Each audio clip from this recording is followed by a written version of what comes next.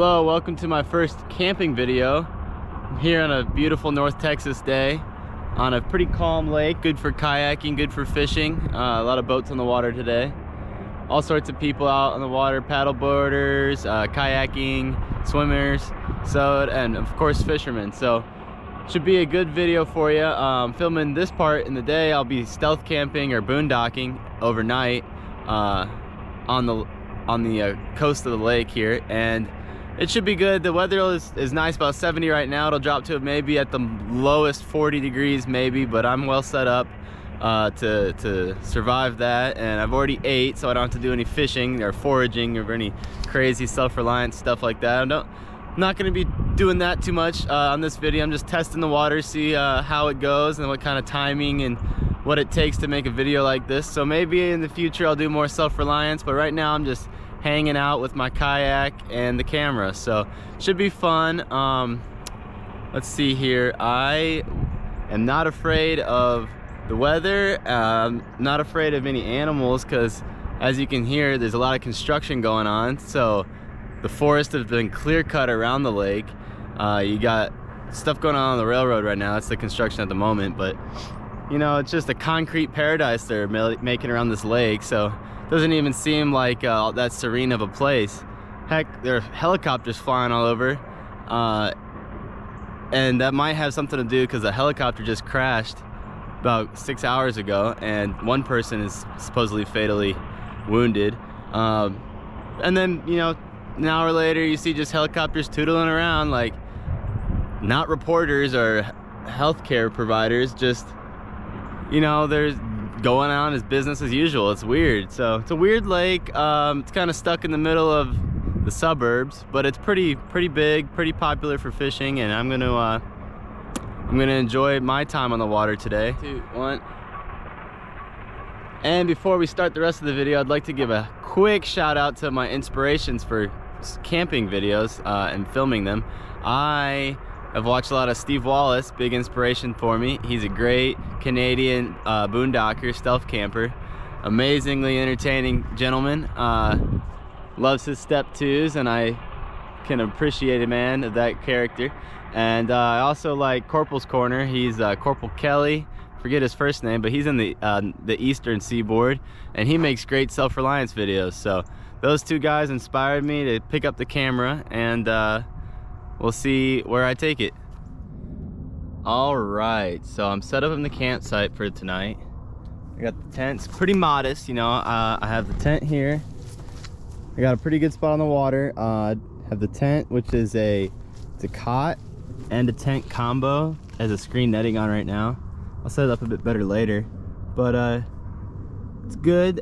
Pretty portable, good for stealth camping, unless you're really close to other people, in which case then you'll have a lot of zipper sounds and stuff, so I'd have to be cognizant of that. But out here with the birds and fish, there's not really anything to be worried about. I can't really have a fire out here. One, there's a burn ban on right now, but also people can see it across the lake. Another reason why I'm not dealing with too many lights, you know, night lights tonight. I'm not gonna have any flashlights or lanterns going, because it is supposed to be stealth camp. The idea is not to get caught, which I'm very bad at. Hysterically bad at. I'm like 0 for 4 on stealth camping. I'm always getting caught. It's horrendous, my behavior out here. I'm just barging through into openings with all this gear on my shoulders, and there's people just staring right at me like, you are not stealthy at all, young man. People on walks, and I got a suitcase rolling down the road. It's really quite embarrassing, but I'm getting better. This time my parking was very good. I have it parked in a spot where there's a used condom on the ground, so if people are using it for late night booty calls, it's got to be a pretty good spot. So I got my car parked well for the first time in a long time. I've changed camping spots to this more modest spot that has heavier coverage, more trash to clean up. When I got here, harder to get to, farther from this part from the entrance I took. So I think my new rule is going to be 2 sites past the one I like. So I got to the one I liked. It had great view, grass, no high grass, no trash. You know, it's been used before. There's a grill there and a campfire in sight, and it's nice, but for stealthing you're gonna get walked up on, so gotta go deeper. So I went one deeper, found another one. So now I'm at my third choice. You know, there's like chicken bones and some weird like bones on the ground. It kind of looks like dog bones, not gonna lie. So clean that up, and you know, that wasn't obviously right where I'm camping, but it's around the area. So I'm in the backwoods, so you could speak for, so you say, I guess, I don't know. Still working on this whole linguistic thing and speaking my mind to the camera. Not very good at it, but it's good practice, let me tell you. I suck at it, but I'm excited to get out on the water now that my campsite's set up and it's much safer, and I'm not worried about anybody running up on me. So before we get out on the water today, I want to tell you all the quick story of my worst stealth camping experience, and that would be in Florida on the Gulf Coast, moving down Highway 19 past all the axis deer, surprisingly, out all the way down there, and you know, bear signs. And I got into a town and I find a nice spot. I'm like, okay, this is a pretty good spot. It's, you know, on the way to Tampa, probably about 45 minutes outside of Tampa. And you know, I find the perfect spot. Too good to be true. That's the key. Do not go to the places that are too good to be true. So here I am, perfect one spot for my car, and I can just pop this tent out right next to the car, hug alongside it, and anybody passing will just see a car parked, but in fact I'm stealth camping there overnight. And I get there about 2 a.m. and I'm thinking, this is gonna be perfect. All I gotta worry about is like snakes in trees or some crap. I don't have to worry about nothing, no people, nothing. It's 2 a.m. Well, turns out I camped out right inside of like a crackhead encampment. So I get all my gear out and post it up, lay down, try to go to sleep, because I've been driving for 14 hours, and one person walks by. And when you're stealth camping, you don't want to see anybody, like zero. So immediately, like 2 minutes in, somebody just waltzes by at 2 o'clock in the morning. And I'm thinking, great, this is not gonna work out. And in fact, it didn't. 2 minutes later, here come two more people, I think like crackheads or something, that waltzing around, probably, you know, homeless, and they're going to their encampment and I'm parked right in front of their hideaway. And they, you know, this time the one person didn't say anything, he walked right past, and I was sketched out. This time, two people walked past talking, and they're like, who's this guy, you know, do we know him? And I'm like, oh my gosh, I'm definitely posted up in front of this community. So as soon as they walked past, I broke this down real quick, threw it all in the car, and got the heck out of there. I got a hatchback, so you know, better believe that hatch went up, everything went in, hatch comes down, and I'm out of there 3 minutes. I'm scared because I don't know what's going on. It's 2 o'clock in the morning, I'm exhausted, but I got out of there, and I'm not trying to do that ever again. That was a very good lesson, and it just goes to show how much time these other stealth campers put into their videos and the expertise it takes to be good at it, because I suck. It's a learning experience for sure. But that's the quick story of how bad it can be, and now that I'm filming, I'm trying to not get caught on camera. All right, here we go to the next portion.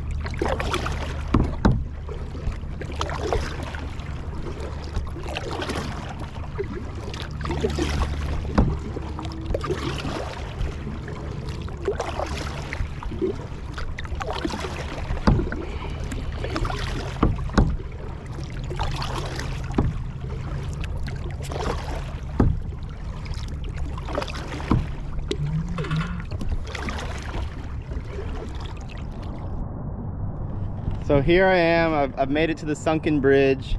It's a couple pillars, and I can stick my paddle down and touch right there. Ooh, they look close. You know, it's about 2 feet of water here on the sunken bridge, but I don't really want to get in there too much and, you know, cut my foot. I don't have a first aid kit with me right now, and you know, I'm all alone. I have a life jacket, but I don't like wearing it because it impedes on the paddling. It's really abrasive on your arms and whatnot, so I don't necessarily want to wear that when I'm out here. So there are, you know, needed risks. You know, why take a risk when you don't have to? So I'm not going to dismount the kayak and go onto this bridge, even though it'd be fun. It'd be a good place to party, have some drinks, pull up the party boat, the pontoon, but I'm not going to do that today. And it's a little too close to the highway. You can hear the highway if you listen. You know, it's too close to the highway for the video I want to make here, the recording I want to do. So it's not the best spot. I could anchor onto it, and here's how deep it is right here, just like that. You know, not even a foot of water. But like I said, it's slimy. Probably there could be snapping turtle hanging out. There could be broken glass from the last guy partying.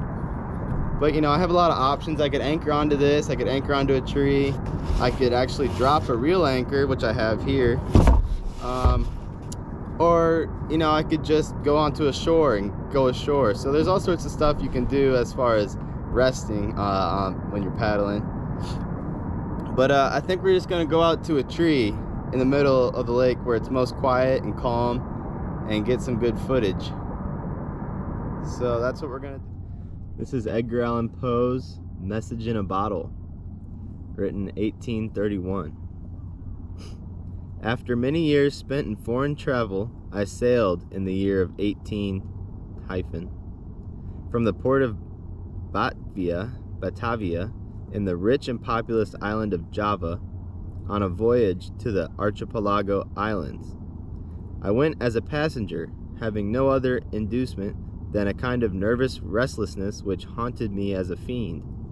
Our vessel was a beautiful ship of about 400 tons, copper fastened and built at Bombay of Malabar teak. She was freighted with cotton wool and oil from the Laccadive Islands. We had also on board a core, a jaggery, a key, coconuts, and a few cases of opium.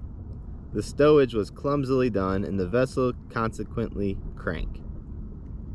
We got underway with a mere breath of wind, and for many days stood along the eastern coast of Java, without any other incident to beguile the monotony of our course than the occasional meeting with some of the small grabs of the archipelago to which we were bound. One evening, leaning over the taffrail, I observed a very singular isolated cloud to the northwest.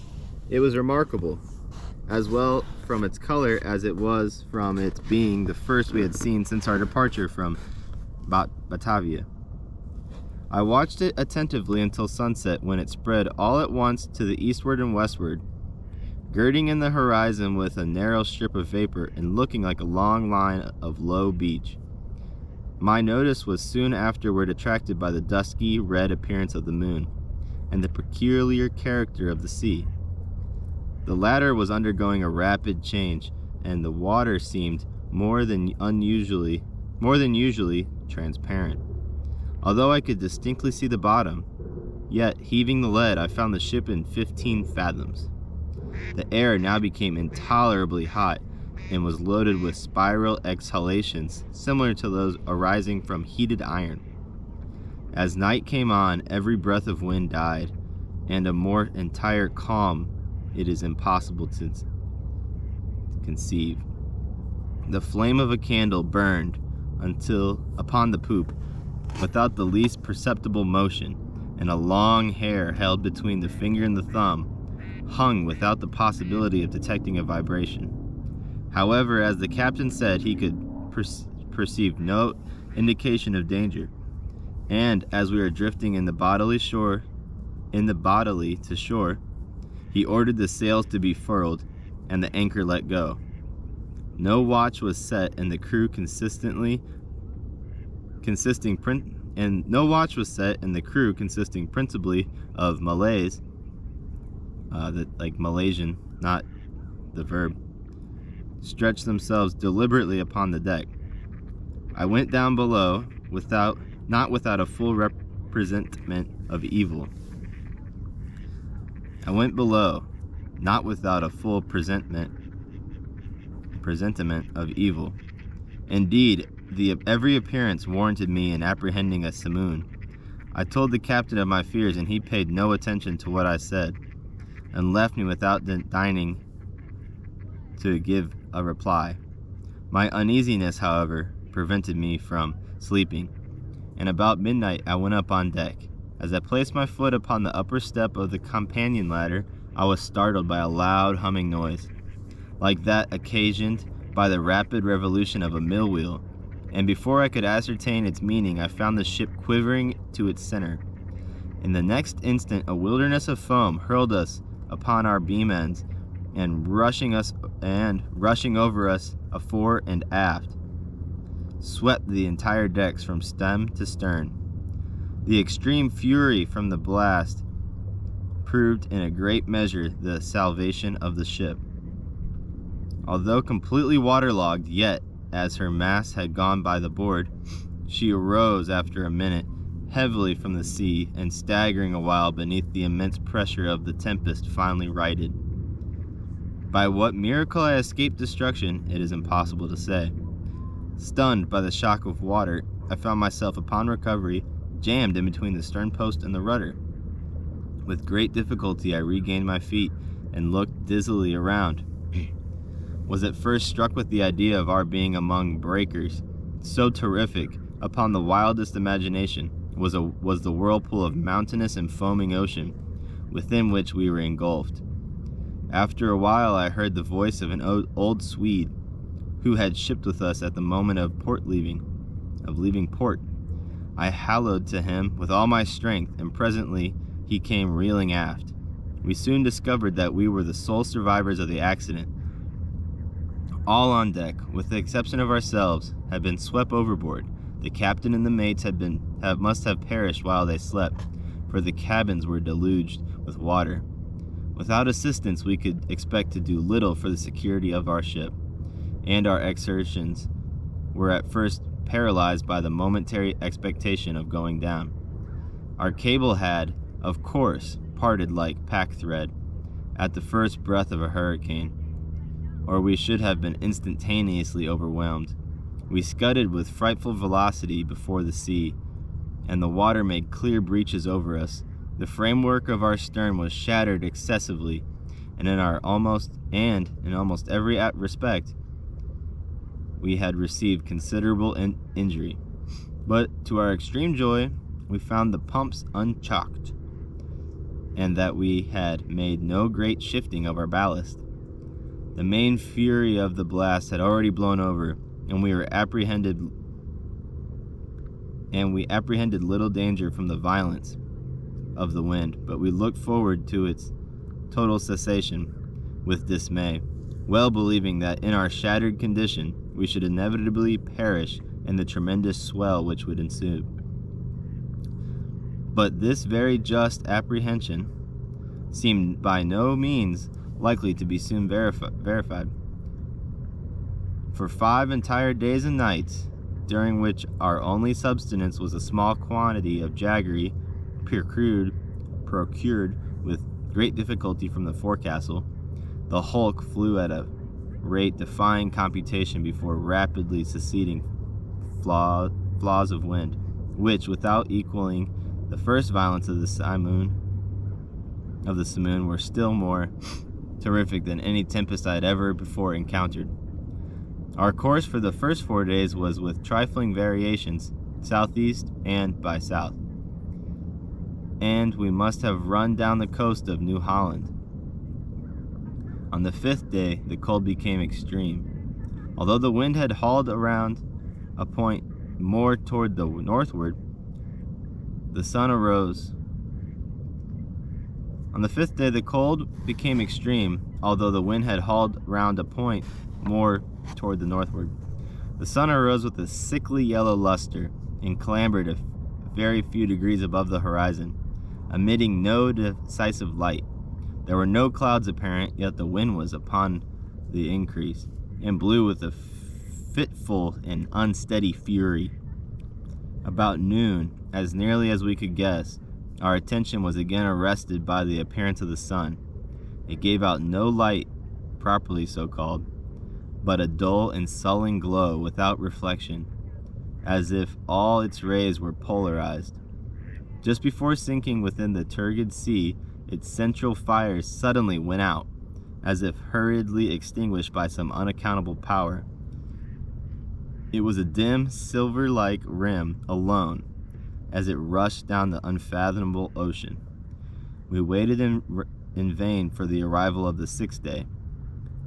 That day to me has not yet arrived. To the Swede it never did arrive. Thenceforward we were enshrouded in pitchy darkness, so that we could not have seen an object at 20 paces from the ship. Eternal night continued to envelop us, all unrelieved by the phosphoric sea brilliancy to which we had been accustomed in the tropics. We also observed that, although the tempest continued to rage with unabated violence, there was no longer to be discerned the usual appearance of surf or foam, which had hitherto attended us. All around were horror and thick gloom in a black sweltering desert of ebony. Superstitious terror crept by degree into the spirit of the old Swede, and my own soul was wrapped in silent wonder. We neglected all care of the ship, as worse than useless, and securing ourselves as well as possible to the stump of the mizzen mast, looked out bitterly into the world of ocean. We had no means of calculating time, nor could we form any guess of our situation. We were, however, well aware of having made further to the southward than any previous navigators, and felt great amazement at not meeting with the usual impediments of ice. In the meantime, every moment threatened to be our last. Every mountainous billow hurried to overwhelm us. The swell surpassed anything I had imagined possible, and that we were not instantly buried is a miracle. My companion spoke of the lightness of our cargo, and reminded me of the excellent qualities of our ship, but I could not help feeling the utter hopelessness of hope itself, and prepared myself gloomily for that death which I thought nothing could defer beyond an hour, as with every knot of the way the ship made, the swelling of the black stupendous seas became more dismally appalling. At times we gasped for breath at an elevation beyond the albatross. At times we became dizzy with the velocity of our descent into some watery hell, where the air grew stagnant and no sound disturbed the slumbers of the kraken. We were at the bottom of one of these abysses when a quick scream came from my companion. Broke fearfully upon the night. "See, see," cried he, shrieking in my ears. "Almighty God, see, see." As he spoke, I became aware of a dull, sullen glare of red light which streamed down from the sides of the vast chasm where we lay. I threw a fitful brilliancy upon our deck.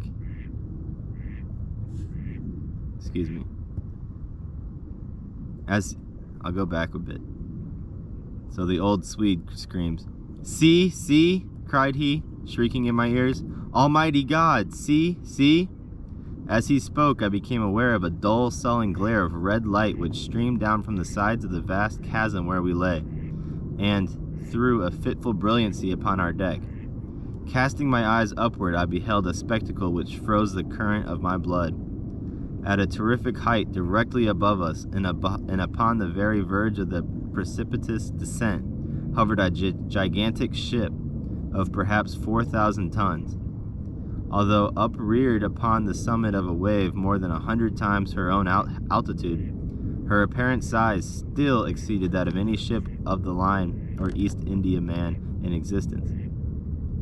Her huge hull was of a deep, dingy black, unrelieved by any of the customary carvings of a ship. A single row of brass cannon protruded from her open ports and dashed from the polished surfaces of the fires of innumerable battle lanterns, which swung to and fro about her rigging. But what mainly inspired us with horror and astonishment was that she bore up under a press of sail in the very teeth of that supernatural sea and of that ungovernable hurricane. When we first discovered her, her bows were alone to be seen. As she rose slowly from the dim and horrible gulf beyond her, for a moment of intense terror, she paused upon the giddy pinnacle, as if in contemplation of her own sublimity, then trembled and tottered and came down. At this instant, I know not what sudden self-possession came over my spirit. Staggering as far aft as I could, I awaited fearlessly the ruin that was to overwhelm. Our own vessel was at a length ceasing from her struggles, and sinking with her head to the sea. The shock of the descending mass struck her, consequently, in that portion of her frame which was nearly under water. And the inevitable result was to hurl me with irresistible violence upon the rigging of the stranger. As I fell, the ship hove in stays, and went about, and to the confusion ensuing I attributed my escape from the notice of the crew. With little difficulty I made my way, unperceived, to the main hatchway, which was partially open, and soon found an opportunity of secreting myself into the hold of that ship. Why I did so I can hardly tell. An indefinite sense of awe, which at first sight of the navigators of the ship had taken hold of my mind, was perhaps the principle of my concealment. I was unwilling to trust myself with a race of people who had offered to the cursory glance I had taken so many points of vague novelty, doubt, and apprehension. I therefore thought proper to contrive a hiding place in their hold. This I did by removing a small portion of the shifting boards in such a manner as to afford me a convenient retreat between the huge timbers of their ship. I had scarcely completed my work when a footstep in the hold forced me to make use of it. A man passed by my place of concealment with a feeble and unsteady gait. I could not see his face, but had an opportunity of observing his general appearance. There was about it an evidence of great age and infirmity. His knees tottered beneath a load of years, and his entire frame quivered under the burden. He muttered to himself in a low, broken tone some words of a language which I could not understand, and he groped in a corner among a pile of singular-looking instruments and decaying charts of navigation.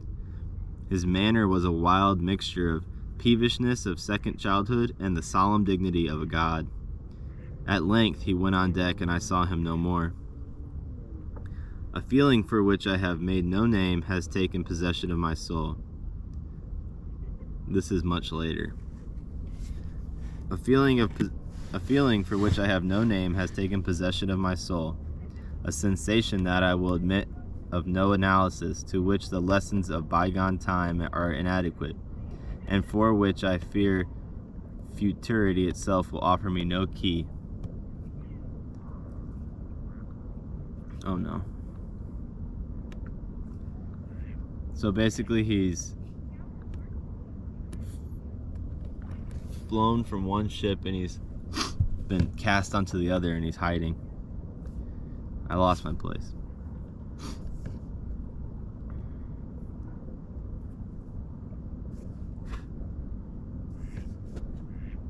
Alright, here we go. So, I have a feeling for which I have no name has taken possession of my soul, a sensation that will admit of no analysis, to which the lessons of bygone time are inadequate, and for which I fear futurity itself will offer me no key. Okay, here we go. To a mind constituted like my own, the latter consideration is evil. I know that I shall never be satisfied with the regard to the nature of my conceptions. Yet it is not wonderful that these conceptions are indefinite, since they have their origin in sources so utterly novel. A new sense, a new entity is added to my soul. Sometime later he says, or he writes, "It is long since I first trod the deck of this terrible ship, and the rays of my destiny are, I think, gathering to a focus. Incomprehensible men! Wrapped up in meditations of a kind which I cannot divine, they pass me by unnoticed. Concealment is utter folly on my part, for the people will not see. It is by just now that I passed directly before the eyes of the mate. It was no long while ago that I ventured into the captain's own private cabin, and took thence the materials with which I write, and have written. I shall from time to time continue this journal. It is true that I may not find an opportunity of transmitting it to the world, but I will not fail to make the endeavor. At the last moment I will enclose the message in a bottle and cast it within the sea." Sometime later, "An incident has occurred which has given me new room for meditation. Are such things the operation of ungoverned chance? I had ventured up upon the deck and thrown myself down without attracting any notice among a pile of rattling stuff and old sails in the bottom of the yawl. While mussing upon the singularity of my fate, I unwittingly daubed with a tar brush the edges of a neatly folded studding sail which lay near me on a barrel. The studding sail is now bent upon the ship, and the thoughtless touches of the brush are spread out into the word Discovery. Capitalized, like a name. Discovery. I have made my observations lately upon the structure of the vessel. Although well armed, she is not, I think, a ship of war. Her rigging, build, and general equipment all negative a supposition of this kind. What she is not, I can easily perceive. What she is, I fear, is impossible to say. What she is not, I can easily perceive. What she is, I fear, it is impossible to say." Is there really an ice cream truck going around? Oh well.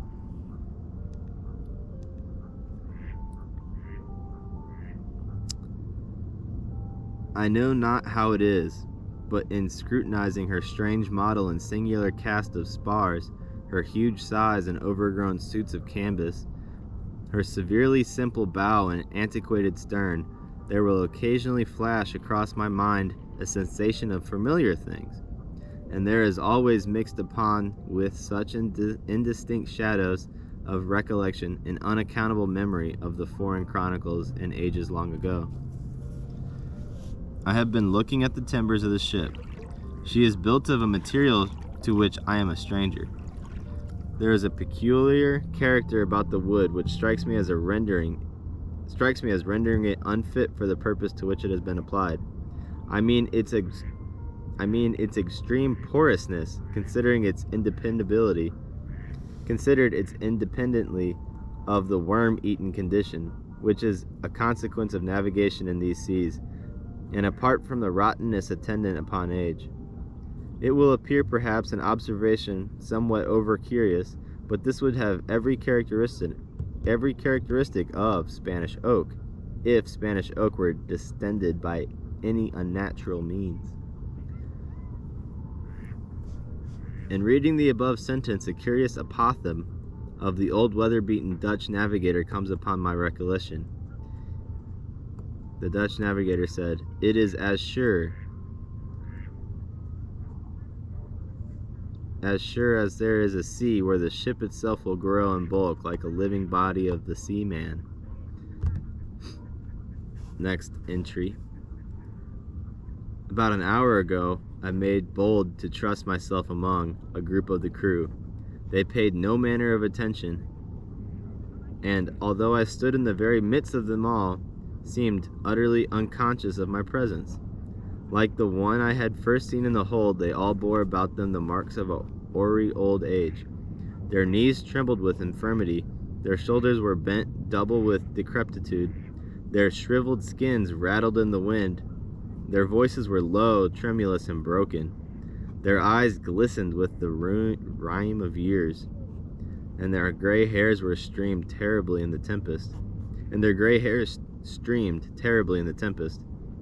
Around them on every part of the deck lay scattered mathematical instruments of the most quaint and obsolete construction.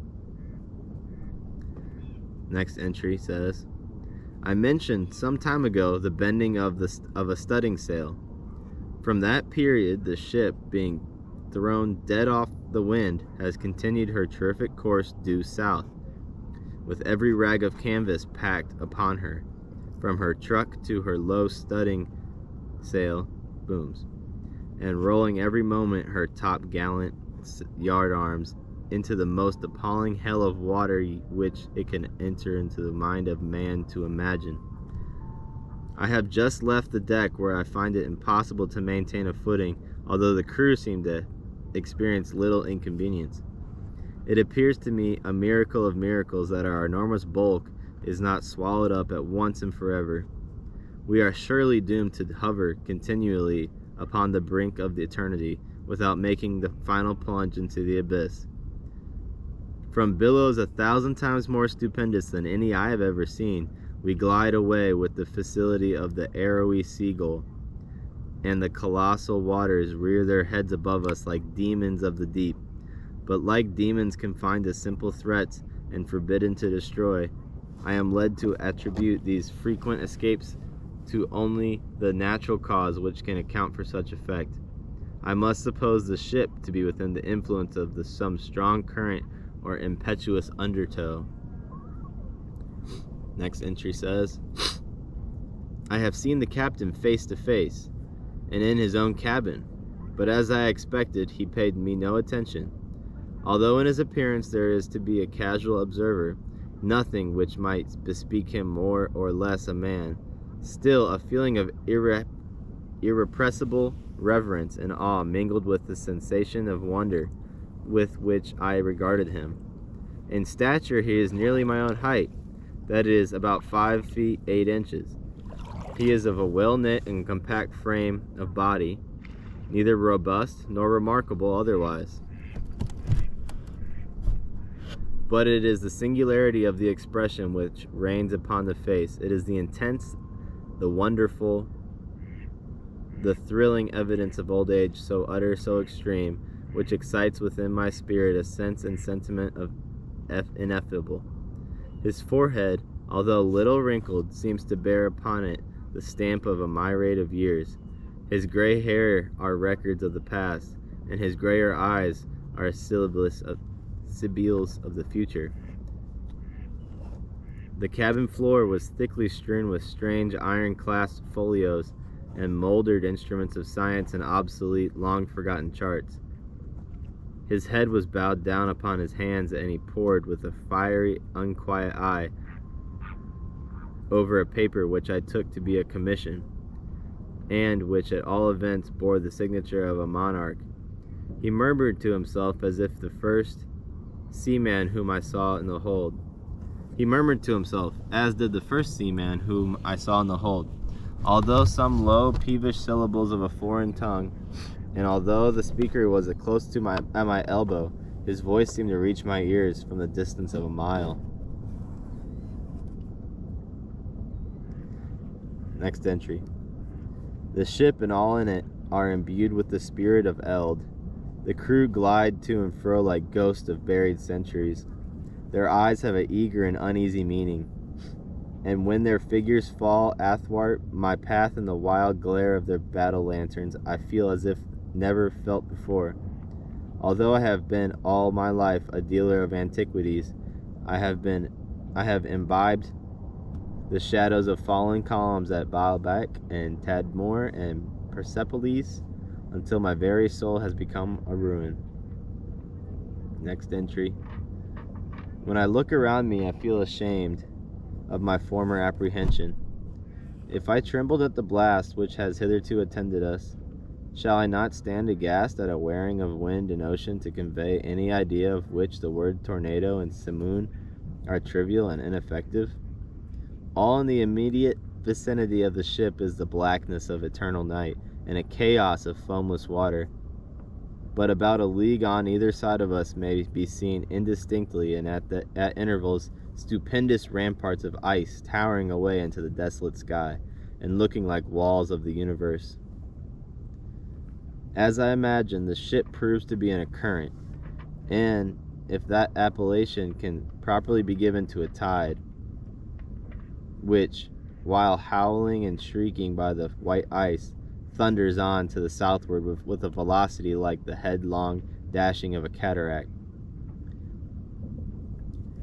To conceive the horror of my sensations is, I presume, utterly impossible.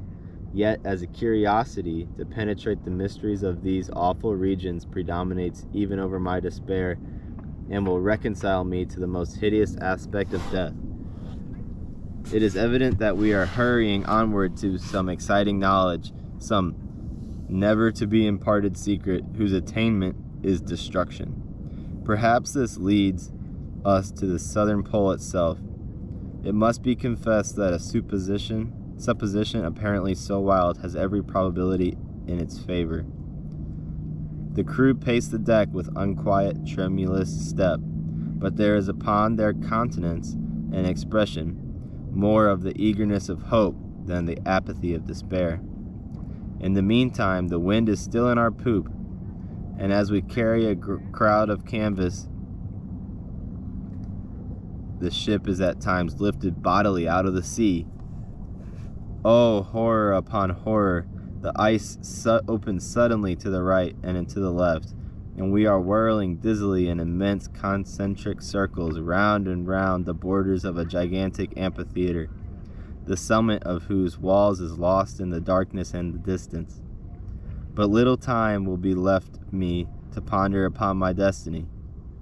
The circles rapidly grow small. We are plunging madly into the grasp of the whirlpool, and amid a roaring and bellowing and thundering of ocean and tempest, the ship is quivering, oh God, and going down.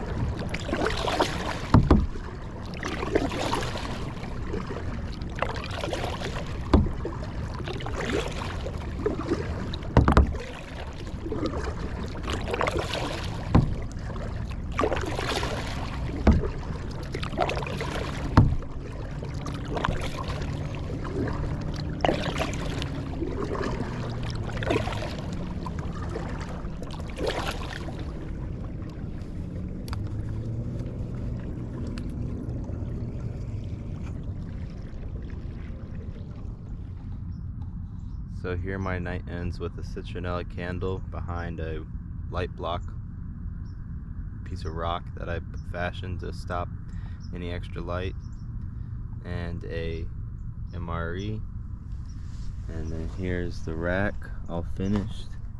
We have a modest pillow, bivy, and sleeping pad. So there's that. There are still a few fishermen out. Most everybody's gone in for the night, but still have to be careful. Otherwise, I should have a fine evening early. So it's about 8 p.m. The slip where everybody puts their kayaks in the water is closed, but there are still fishermen out there on the shoreline. I imagine they're gonna be here all night long. I wouldn't be surprised. So I have to stay quiet all night, pack up early in the morning and get out of here. I got places to be. All right, good morning. I survived the evening, surprisingly. It's a little windy right now, but I just wanted to show the gear I had here. We got 3 bags, the tent, and the kayak. So pretty bulky to stealth camp, a lot of moving around. I think it took me 3 trips. Took about 3 trips to accomplish the packing. But it was a successful night, minus the fact that those fishermen I was worried about came right up close to me. Like if they would have had a dog, the dog would have found me. If I would have stayed in that first spot I picked, they would have been fishing like next to me and they would have known exactly where I was. So it was a little too close for comfort. They hung out and drank beers at the cooler for about 2 hours. So they got me a little anxious, but they never found me. So it was a successful night.